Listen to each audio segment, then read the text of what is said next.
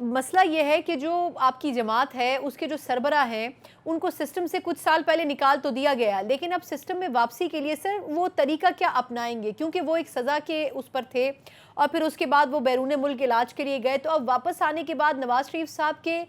کس طریقے سے ان کو لے کے چلا جائے گا؟ کیمپیننگ وہ کریں گے، کینڈیڈیٹ وہ ہیں، یہ سب واضح ہو چکا ہے، لیکن وہ آئینی اور قانونی طریقہ کیا ہوگا کہ جس میں نواز شریف صاحب کو سسٹم میں واپس لایا جا سکے؟ جی، دو رکاوٹیں تھیں۔ ایک تو سپریم کورٹ کی طرف سے ان کی نااہلی تھی۔ ہوں وہ معاملہ جو ہے وہ حالیہ مہینوں میں پارلیمان نے نئی قانون سازی سے حل کر دیا ہے کہ تاحیات نااہلی اب نہیں ہو سکتی، 5 سال کے بعد وہ نااہلی ختم ہو جائے گی۔ تو لہٰذا محمد نواز شریف کی جو سپریم کورٹ کی طرف سے نااہلی تھی وہ 28 جولائی 2022 کو ختم ہو چکی ہے۔ اب 1 سال سے زائد ہو گیا اس کو ختم ہوئے۔ ان کے صحیح سامنے جو بڑا قانونی چیلنج ہے وہ یہ ہے کہ جو اسلام آباد ہائی کورٹ میں ان کی اپیل زیر سماعت ہے، جو انہوں نے احتساب عدالت کے فیصلے کے خلاف کی ہوئی ہے، جس میں مریم نواز کو بری بھی کر چکا ہے اسلام آباد ہائی کورٹ۔ انہوں نے آ کر بیرون ملک سے واپس آ کر اسلام آباد ہائی کورٹ کے سامنے پیش ہونا ہے اور اپنی اپیل کی پیروی کرنی ہے، اور ہمیں بہت توقع ہے کہ جو مریم نواز کے کیس میں تمام جو ثبوت اور شواہد جو ہیں ان کو پوری طرح اب ایڈجوڈیکیٹ ہو چکے ہوں ہیں، ہوں تو وہاں سے بھی محمد نواز شریف کے لیے بھی ایک بہت مثبت فیصلہ آئے گا۔ الیکشن پہ ایک ڈیبیٹ یہ بھی ہے کہ الیکشن اب 3 ماہ میں تو ممکن نہیں ہوں گے۔ شاہ محمود قریشی صاحب نے خط بھی لکھ دیا ہے نگراں وزیر اعظم کو کہ 90 دن میں کروائیں، لیکن پریکٹیکلی پاسبل نہیں ہے۔ سر، نون لیگ کی کیا رائے ہے کہ کیا جو 4 سے 6 مہینے کا وقت ہے وہ کافی ہوگا؟ کیونکہ سینٹ انتخابات بیچ میں آ رہے ہیں مارچ میں، تو آپ کو کیا لگتا ہے کہ جو سینیریو بن رہا ہے اس میں نون لیگ کس حد تک سٹریچ کر سکتی ہے اگر بحالت مجبوری نگراں سیٹ اپ کو ایکسٹینڈ کرنا پڑتا ہے ٹینیور؟ جی دیکھیے، مسلم لیگ نون ہم آئین کی سربلندی چاہتے ہیں، اور آئین کی اب دو شقیں ہیں جو آمنے سامنے آ کر ہمیں جن سے ڈیل کرنا ہے۔ ایک شق یہ کہتی ہے کہ 90 دن میں انتخابات ہوں گے، دوسری شق جو اتنی ہی اہم ہے وہ یہ کہتی ہے کہ نئی مردم شماری کے اوپر انتخابات ہوں گے، تاکہ جو تمام پاکستان کے شہری ہیں ان کو کاؤنٹ کرنا اور اس کے مطابق ان کے جو حقوق ہیں اس ریاست میں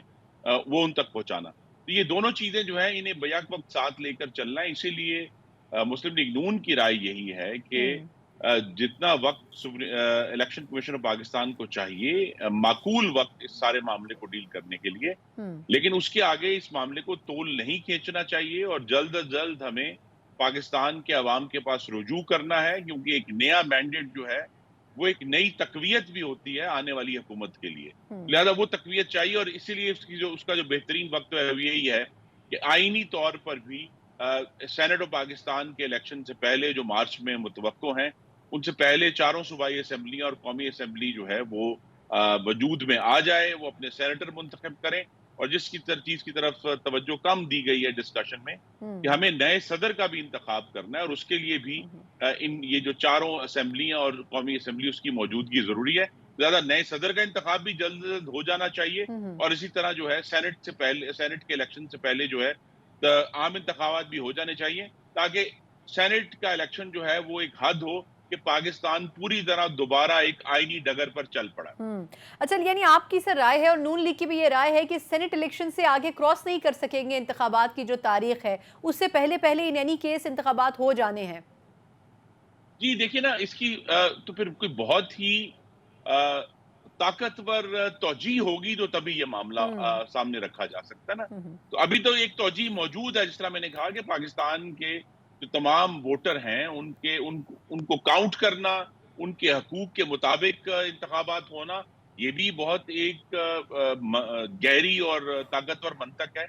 لیکن اس کی بنیاد پہ جو اگر حلقہ بندیاں ہو جاتی ہیں اگلے 3 سے 4 مہینے میں، تو پھر الیکشنز کو مزید تاخیر کرنے کی تو کوئی وجہ کوئی سمجھ وجہ نہیں نہیں آتی۔ رہتی۔ اور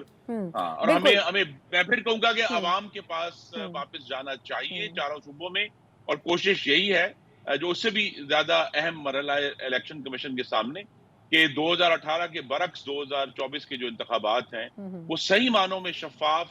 اور صاف اور غیر آئینی مداخلت سے پاک ہوں۔